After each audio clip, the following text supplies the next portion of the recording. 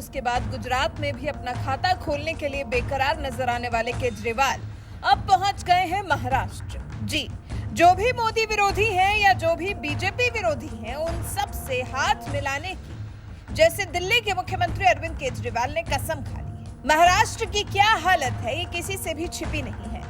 महाराष्ट्र में उद्धव ठाकरे के हाथ से अपने ही पिता की शुरू की गई पार्टी का नाम और चुनाव चिन्ह छिन गया है।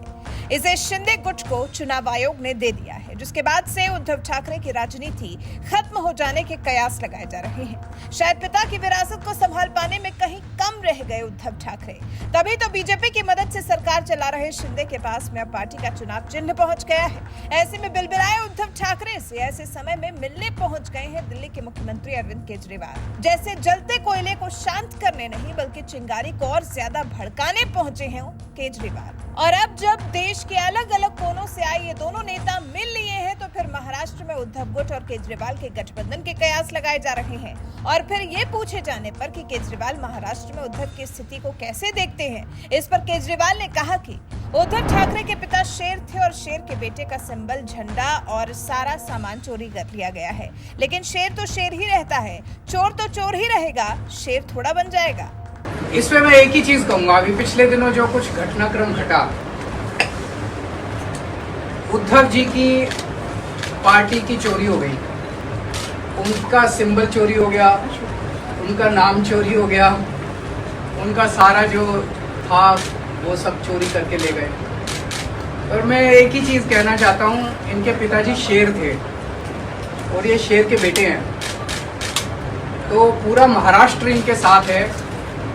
और मैं पूरी उम्मीद करता हूं कि सुप्रीम कोर्ट से इनको न्याय भी मिलेगा।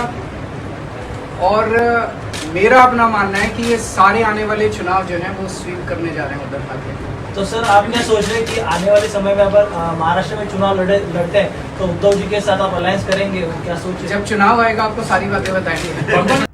केजरीवाल की बातों से यहाँ तो ये लग रहा है कि वो सीएम शिंदे को चोर बता रहे हैं और उद्धव को शेर। खैर कोई बात नहीं, केजरीवाल ने इस बारे में आगे कहा, मैं देश को नंबर 1 देखना चाहता हूं। मैंने भगवान से एक चीज मांगी है, तब तक मुझे मौत ना आए जब तक मैं भारत को नंबर 1 देश ना देख लूं। इसके बाद फिर दिल्ली के मुख्यमंत्री अरविंद केजरीवाल ने अपने महाराष्ट्र पहुंचने पर 2024 के प्लान के बारे में भी बताया। केजरीवाल ने कहा, 2024 में जनता हमसे सवाल करेगी तो हमें उन्हें एक एजेंडा देना है कि हम देश को इस तरह से तरक्की के रास्ते पर ले जाएंगे। जनता को महंगाई से छुटकारा दिलाना, देश को नंबर 1 बनाने का एजेंडा देना होगा। हम इस एजेंडे पर काम कर रहे हैं और इस एजेंडे को विपक्ष के साथ मिलकर नहीं बल्कि देश की जनता के साथ मिलकर ये एजेंडा बनाना है। हालांकि केजरीवाल ने इस सब बातों के बीच में इस बात से भी साफ इनकार किया है कि उन्होंने महाराष्ट्र में चुनाव को लेकर उद्धव ठाकरे से कोई बातचीत की है।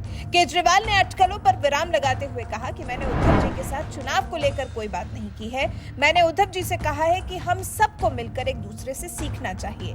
दरअसल केजरीवाल की इस मुलाकात का महत्व इसलिए ज्यादा है क्योंकि आपने घोषणा की है कि वो आगामी बीएमसी का चुनाव लड़ेगी।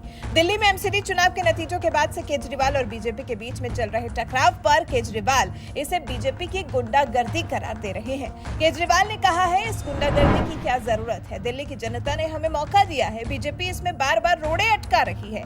ऐसे में अंदाजा कुछ ऐसा लगाया जा रहा है कि अगर आम आदमी पार्टी और उद्धव ठाकरे हाथ मिलाने के लिए मिले हैं तो न सिर्फ बीएमसी चुनाव बल्कि महाराष्ट्र विधानसभा चुनाव और 2024 के लोकसभा चुनाव में भी ये दोनों मिलकर बीजेपी के लिए टेंशन बढ़ा सकते हैं। और वैसे भी बात चाहे केजरीवाल की करें या फिर उद्धव ठाकरे की, पिछले कुछ वर्षों में ये दोनों बीजेपी के बहुत बड़े आलोचक के रूप में उभरे हैं। हालांकि दोनों की कहानी बदली हुई है। आम आदमी पार्टी एक तरफ बीजेपी को एमसीडी चुनाव में शिकस्त दे चुकी है, वहीं दूसरी तरफ कई साल तक देश की सबसे अमीर महानगर पालिका का नेतृत्व करने वाली शिवसेना की कमान अब शिंदे गुट के हाथ में चली गई है, जो कि बीजेपी के साथ गठबंधन कर सरकार चला रहे हैं।